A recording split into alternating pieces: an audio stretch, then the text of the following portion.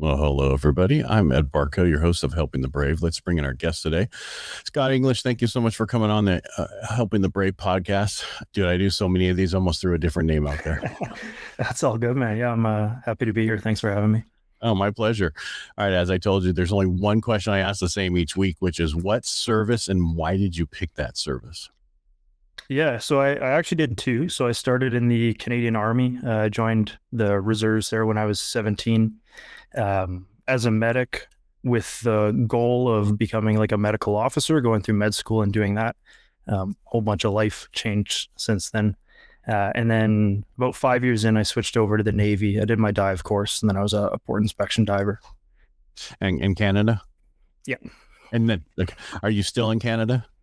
I am, yeah. Okay, I just did. You don't sound like a Canadian, like we're. Oh yeah. I'm from right above North Dakota, so it's kind of we have a pretty Sound like neutral accent. Dakota. Yeah, Yeah. yeah. I was like, there's no way he's from Canada. I talked to many people from Canada for a lot of the other shows I do. I'm like, this dude does not sound like he's from Canada. Oh yeah, I can turn the Canadian accent on if I want. That's fair. All right. All right. So you joined the service. Why did you go from combat? Because you're a medic, right? If I remember right, combat medic. Because I was a corpsman in the Navy. Went back in the day, a long time ago.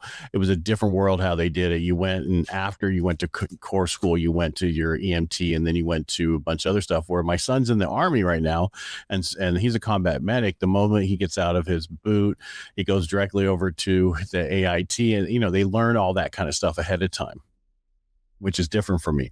So when I went in, even though I went as a regular medic, I ended up getting on the combat side for other stuff, but I just never went to combat.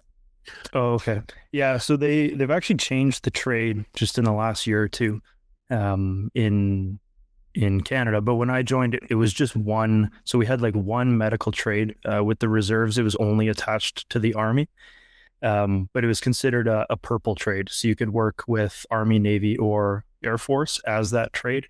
But all the training was the same, whether you end up going to a field ambulance or like a clinic on an Air Force base or on ship.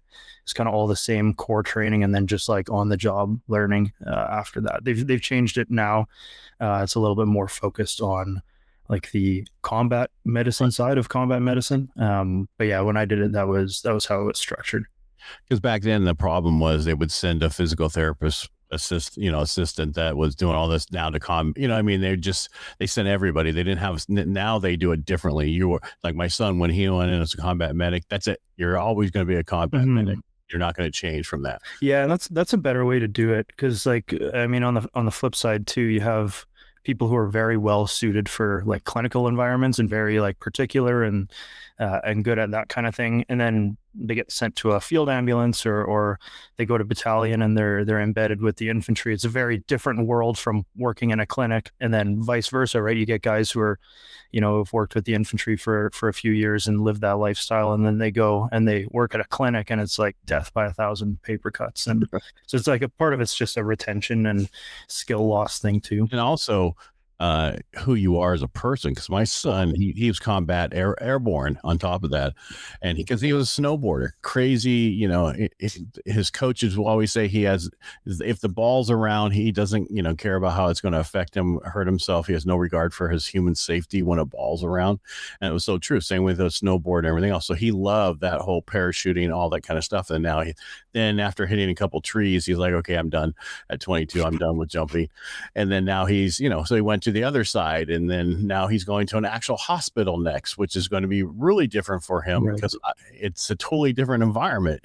Being out in the field with that group is totally different than the hospital group, and he's going to understand that most people don't like the hospital group. They like to stay out in the fields because it's so much, I don't want to say easier, but less political. Yeah, it's just different. Like, and there's a lot of people who would prefer the hospital or the clinical side who would not fare well in the field, and you definitely see that too. Yeah, it's very different roles, different people, I think. So yeah, I think it's better that they're taking that approach. And what year did you join? What time were you in? 2017, and then I switched over to Navy in early 23. And then got out at the end of 24. So was it easy to go from Army to the Navy and the Canadian? Because sometimes here it's much harder to go from one to the other services. Yeah, it took probably 6 to 8 months. But most of that's just kind of like paperwork processing time. Like, because I was going into the dive trade, I had to do all the like pre-dive medical. So dive and air crew medical standards are fairly similar. So it's a little bit more in depth. They do like spirology and pulmonary function tests and stuff like that. So there was that piece, but yeah, other than that, it's just paperwork. It was pretty easy. They were good too. They attach posted me to the dive unit before the transfer actually went through. So I was a Army medic attached to the dive unit, so I was able to like hang out with them and kind of learn stuff before actually going. No, I started my dive course still as a medic, and then my transfer officially went through about halfway through. So yeah, it was pretty easy. It took a while, but it was not terrible. And just to be clear, what do you do on the dive crew? So the actual trade is port inspection diver. So it's a Navy Reserve trade only. So I'm sorry, you were in the reserves? Yeah, so I joined the Army Reserves when I was 17. I did 3 different full-time contracts with that. I'm not fully sure how it works in the States, but there's kind of 3 different contracts within it's the different reserves. in Canada. Yeah. So we have like class A, which is like your typical, you show up, do like a weekend a month, show up once a week kind of thing. There's class B, which is full time. Some guys are on like long-term lifetime class Bs. So they're like full time forever, but still in the reserves. And then there's class C, where you get attached to or like put into a reg force unit. So class B is typically either like longer term employment or like going away for training. And then class C is usually more like operational. I did 3 different class Cs. And then I did a bunch of class Bs, kind of just different training and courses. Usually, yeah, sorry. Usually it's only here when you get called up to go on a deployment. Oh, okay. Prior to that, they were all class A, where they didn't, 1 week in a month, 2 weeks a year. That's all they did. They never got anything. And then they switched how our service was done, that they pushed so many people in reserve so that they could have a fighting force, and all the reserve people didn't understand that's what that meant. And more reserves have been over in the sand more than active duty. Mm-hmm. Well, yeah. It's interesting how that works. And yeah, they've done, I mean, even from the time that I joined to the time that I got out, they did a lot better of a job making it easier to go kind of back and forth. When I first joined, there kind of were no like open class C's that you could just take. And now it's like, if you want it, it's there. And so you can kind of more seamlessly like transition between the two, which I think is better, right? Like it's there for the guys who want it, and you don't have to take it if you're doing something else.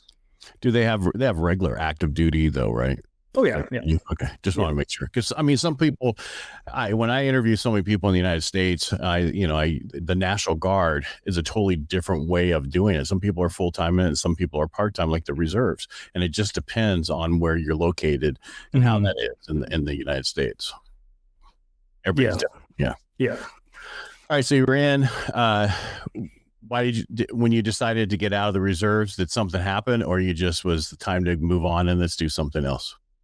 Yeah, it was a little bit of a couple things. Part of it, and like part of the reason I switched trades, like over to the dive world in the first place, I was just, I mean, like anyone who's been in knows, like I was just kind of getting sick of everything. And I felt like I either needed to get out or I needed a change. And so I decided change first. And then, yeah, like the business was scaling, and that was taking up more and more of my time. I haven't got to your business yet. So yeah, we can get into that for sure. But that was taking up more and more time. And I was just coming off like a full-time, like a class C contract with the medics when I switched trades. So yeah, it was just like, it was a little bit of burnout. Like we were quite busy during the COVID time too, within the medical trade. And then, yeah, I wanted to change, and then the change was good, but I still kind of had that feeling. And I have to say, being in the medical field during the COVID time and certain things was probably the worst thing that ever could have. Oh yeah, yeah, it was brutal. Just because nobody really knew what to do, it was something new. And then nobody really knew where it was truly from to figure out what to do. For, normally Ebola, we know exactly where it came from. We know what to do with it. It's usually not as bad, as they think it's going to be. But this COVID thing was worse than they thought it was originally. And unfortunately, it's because my son, when he had just got in, when they shut everything down, and he had just got to Washington State, Alaska was his first duty station. And so they forgot about him pretty much in the barracks. Yeah, that happened to a lot of guys. Like guys getting like one sandwich a day, locked in the barracks. Like 2 days, no food. Yeah. Luckily, at base you could have. So we called orders in, and they brought it over to the barracks for them. But it was like, they totally forgot about them, and it was that's unfortunately. And then you're talking about airborne combat medic who's rah-rahing it for the last 6, doing all the stuff they did. Now is at a station and they can't do anything but sit around and play video games or just basically in solitary confinement. Exactly. It was horrible. And they lost a lot of people during that period of time. Oh yeah. Yeah, we did too. Yeah. They're just starting to kind of make up for it now, but yeah, we hemorrhaged guys. Like I was going to suicide. Yeah. Oh yeah, that's during the because they were just brand new in, and they're just stuck there, not knowing what to do. Yeah, fuck. All right, yeah. So, and that's a horrible thing. I don't want to spend the whole time on it because I talk about it all the time. All right, let's get into. You're talking about your business. What I found is 50% of vets are business owners. And is that high? Eh? Yeah, it's really high. I'm surprised because, and how I know this is, I do a lot of stuff through Podmatch, and pretty much every veteran on there has a business. But on the outside, when they come to me, it's about 50% potentially has a business. Yeah. So that's interesting. Yeah, I knew, like, obviously it's only 1% of all businesses are veteran owned, but but there's only 18 in the United States. There's 18 million of us.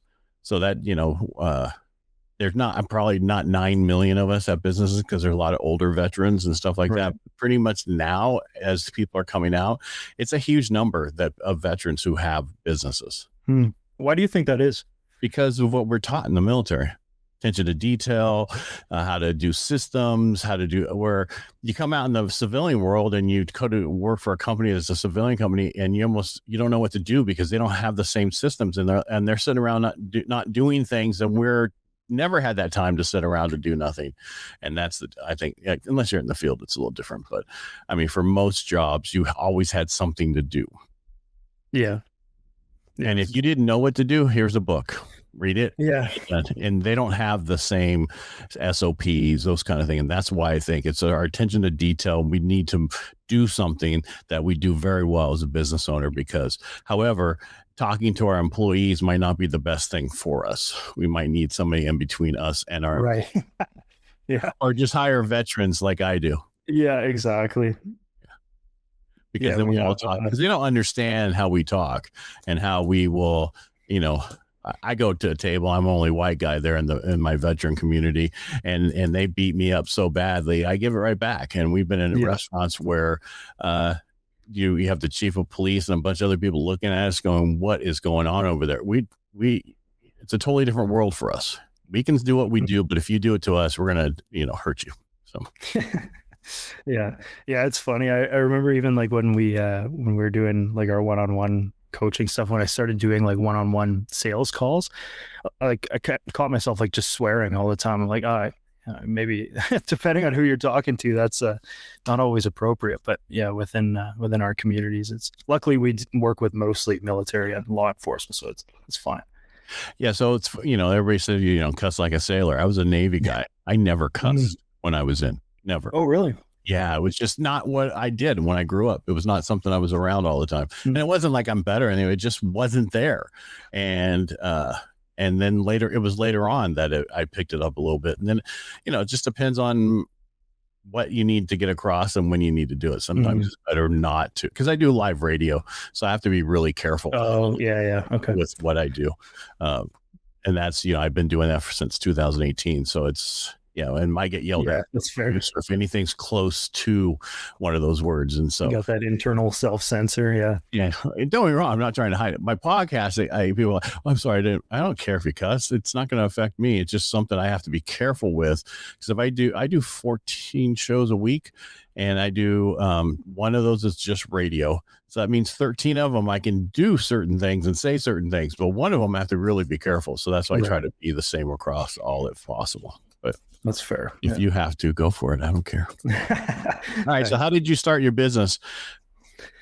Yeah, good question. It was never like one aha moment. It was kind of a slow progression. So I guess the roots of it, I started while I was in. So I started an Instagram page called Combat Medicine, which was just exactly that. It was like military medics, like people would send in their pictures and we'd post them and share them, and like motivational captions and like training reminders on different things and whatever. And that started gaining some traction. This is probably like 2018, 19, somewhere around there. And yeah, I got like 20,000, 30,000 followers by that time. And we started selling like merch and t-shirts and stuff, kind of, again, just targeted at the military medic side of things.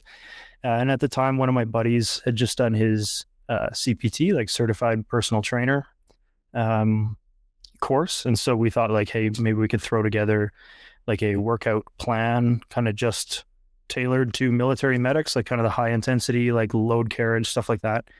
And so we did that, and it was well received. And so we added more programs and kind of just grew it from there. And then we rebranded in 2020, early 2022. Actually, our Facebook business account got hacked, and we lost the Instagram account for, I think it was like 9 months.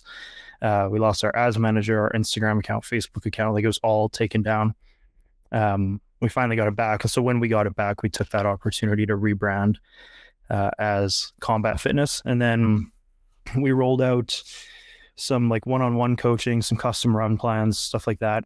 And then 2023, we switched over to like an app model rather than just kind of the, PDF training plans that you like buy and use once. And then, so who created your app? Where did you get your app created at? So we white label from a private company. Like we didn't develop it ourselves. We white label the software. It is something we're at the point now. I think we're looking at, because there's a couple things it doesn't do that we would like it to do. Dude, just live coding. I started August. Yeah. It's a lot easier now than it was a few. Oh my God. I created stuff like you won't believe. Just whatever. And for me, you're the user. So you're creating, and I won't stay on your story, and I'll just say this, but the user's creating the app instead of the coder. So exactly what the user interface needs to look like and feel like and do everything. And so you create the full user interface, and then sometimes you can connect it all and sometimes you can't, but at least the user interface is there so that you can connect the back end to it, or have, if you can't do that yourself, you can have other people do that. That's the most important thing, is that user interface that we can create now. Mm-hmm. Yeah, and we've kind of experimented with that a little bit, and the front end user interface is less of the issue. It's when we get into the back end, like every exercise in every workout in every training plan has like a how-to video. We integrate analytics with like Garmin and Strava, so it's like all the kind of back end stuff. That stuff is so easy to connect now. Yeah, I started my own, because I do, I work out by myself a certain way, and I've been doing a certain way forever, and nobody does it the way I do it, and I was trying to make my own app. I got sidetracked with all the different things. I got all that stuff integrated, because that's easy stuff to integrate. And the way the vibe coding is now, through the different plans and everything else, you just tell it how you want it. And the pictures, you can go get pictures from different apps companies, like Mobily has like multiple of the different, like every part of every app that's out there, they have pictures of it, so you can go, I want it to look kind of like this. And then it will make it kind of like that. And how I know this is when I first learned to vibe code, I wanted to I'm in the mortgage industry. I wanted to get rid of the mortgage software I use, because I didn't like how how it was. It wasn't easy. So I started and I'm like, I got sidetracked because it was so difficult. Well, fast forward 6 months later, 8 hours on a Saturday, I was done. Yeah, it's crazy the rate that AI is improving at too. Like every 3 months. It's also me. It's also me knowing how to talk to it, how to tell it what to do, how to push certain things. I created this shortfuse.io, and I'm sorry, I've taken over your show. It's all good, man. Yeah. So I learned on Lovable how to make a website. And not just a website, but an authority website that's like unbelievable. And I was trying to show it to somebody. I didn't want them to know where I was doing it. So I wanted a short URL. Well, I didn't want to pay $29. So I created my own short URL app that also included the QR codes, but smart QR codes that do it by location, that do it by hour. You print it one time, you never have to throw it away because you can change the URL to it to go to anywhere you want it to go after that, which wasn't out there at the time. And $29 is all it cost me. It saved me per month. It's out there for if somebody wants to use it, but I don't really care because it saved me money. That's all I care about. And that's that was the first thing. And then I built, a ton of websites, and I'm charging people so much per month to monitor them, all this other stuff, and do the blogs, everything else. Well, I created an app that does all that for me. Right. And then, they're like Uptime Robot, and there's a bunch of other ones. Well, I created an app that's even better than all those put together because I need it, but I did it for me. Well, now I'm going to sell it and let people use it because it's so good. I'm not trying to pat myself on the back, but as the user creating stuff versus the coder creating those stuff, those often end up being some of the best softwares, right? It's literally like guys make widgets or whatever to fill a gap in their business, and then 50,000 businesses or people or whatever have the same issue that nobody really realized until there's a fix for it. Yeah, that's sweet. And the big thing these days is if you're building software, it's going to go back to the models of the 1990s and the early 2000s where you're not a subscription anymore. Everybody's so tired of subscription. They want to pay a one-time fee and have that for that version for, and because it used to be when Windows first came out, this is Windows, whatever, you paid so much. And then when the next one came out, you didn't upgrade. Then the next one came out, then you upgrade.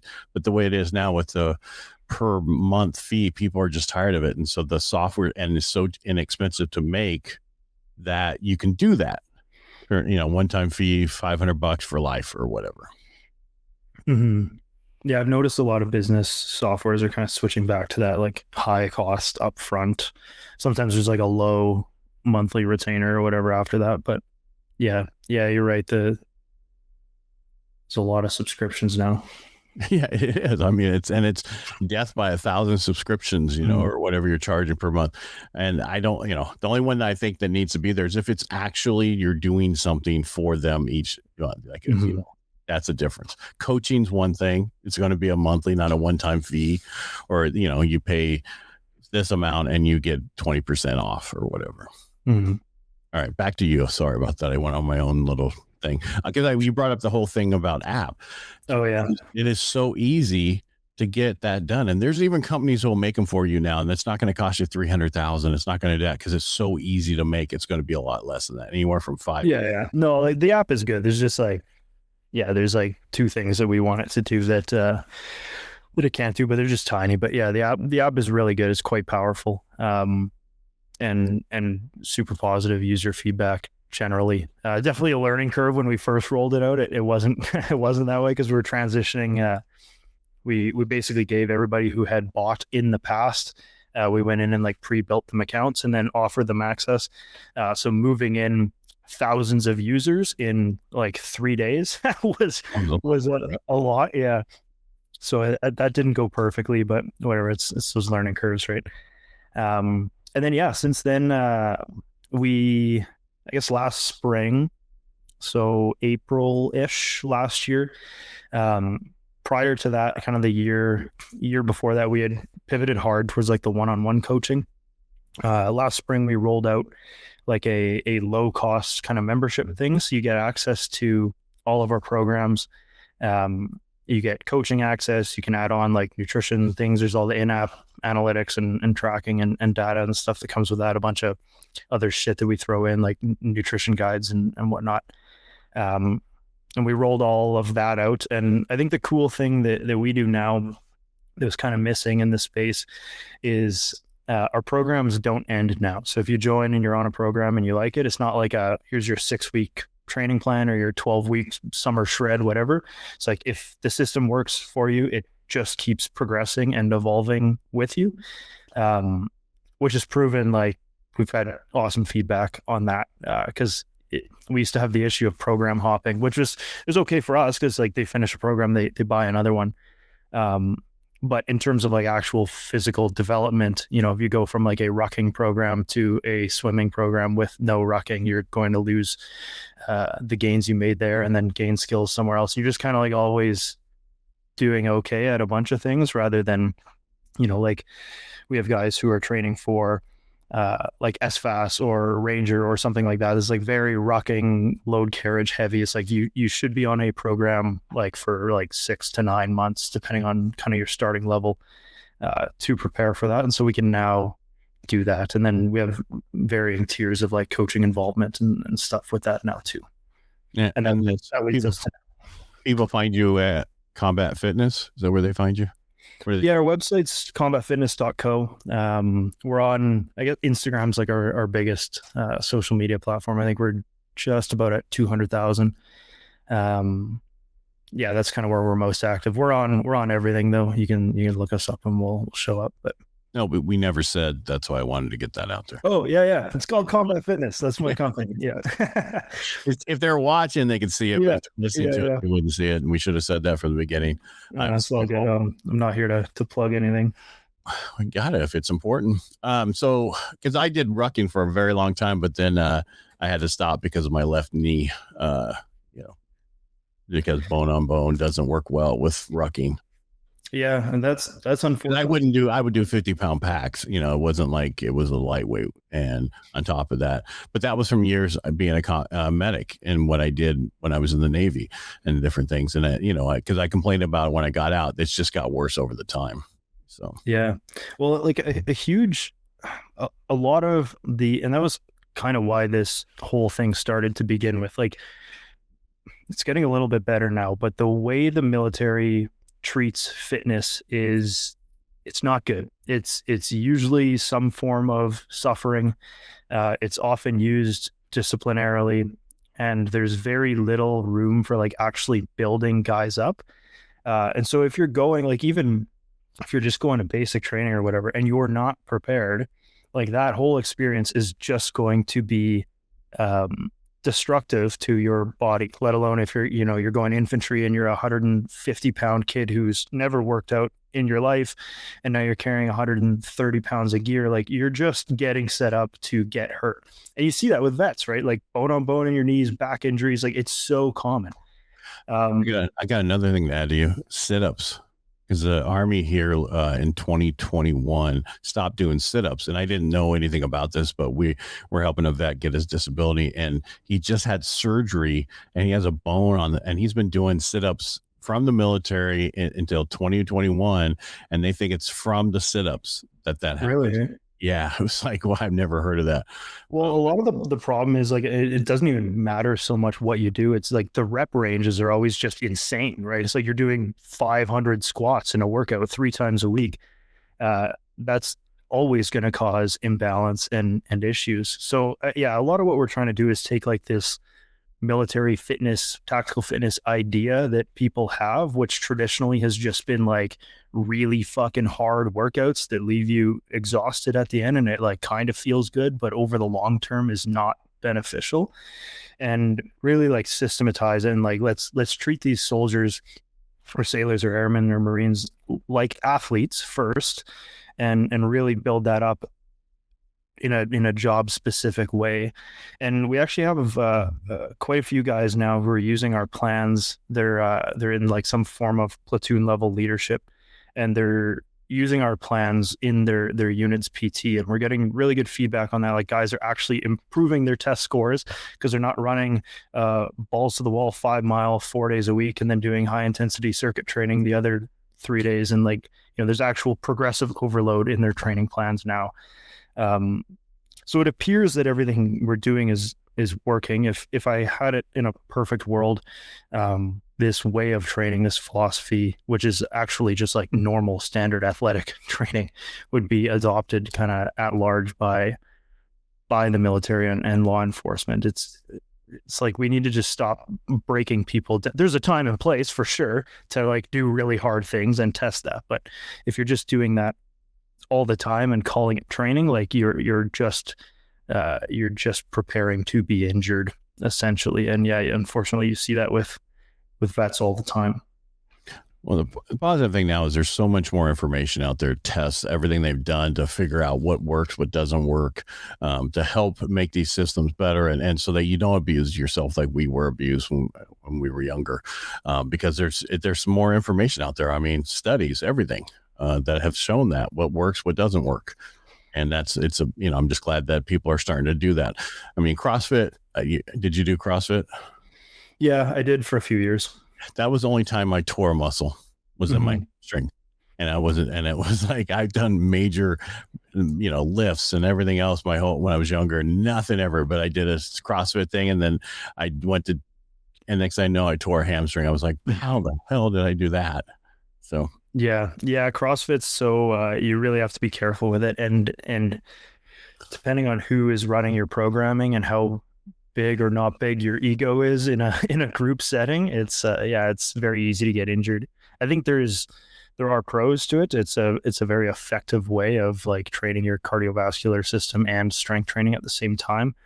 But yeah, some of the movements that some classes and gyms do are just fucking wild, and it's funny to watch sometimes. And definitely, yeah, I've been hurt by CrossFit a few times too. I tore my intercostals actually in my back twice. So it's things you never heard of is what you're in. It's like the muscles in between my ribs. Right. No, I understand. Weirdest thing. Yeah, but I'm just saying, but it's always, something that, I've seen it all. I worked in physical therapy when I was in the Navy. And so I saw everything that could happen to somebody. And I've seen different things because my wife got into CrossFit and stuff, and I tried it. I'm like, this is not what I really want to do. This is not for me. And so I did it once, tore something. Then I did it for a month and tore something and never went back. And so, okay, I'm going to go back to my old way of doing stuff. All right, Scott, it was nice having you on the show today. What should I have asked you that I didn't ask you? Man, I don't know. Yeah, I think it was a good, I know you try and do like the 30-minute thing. I think we fit a lot in there. I think it was a good chat. I think we kind of covered a surface level of all the topics. Well, I mean, you can't go too deep. We're not going to be here for 3 hours. Yeah. But the most important thing is the fact that service, now you own a business, you're focused on that and they're growing it. And that's really important. And vets, reach out to Scott English at Combat Fitness. If you need anything, check out his stuff. How many people do you have from the States in your stuff? Oh, it's almost entirely. Yeah. So we're actually set up in the US now. We're about 90% US customer base. I think we've had people use our programming for just about every selection or training school in the entire US military at this point, which is kind of neat. There's a full list on our website. That's amazing, because that's really good. Because so everybody I talk to is going to be able to find you then. Right on. Okay, Ed, thanks for having me. And yeah, maybe we'll do this again. I appreciate you coming on today, Scott. All right, everybody. Thank you so much for being here, and we'll talk to you next week.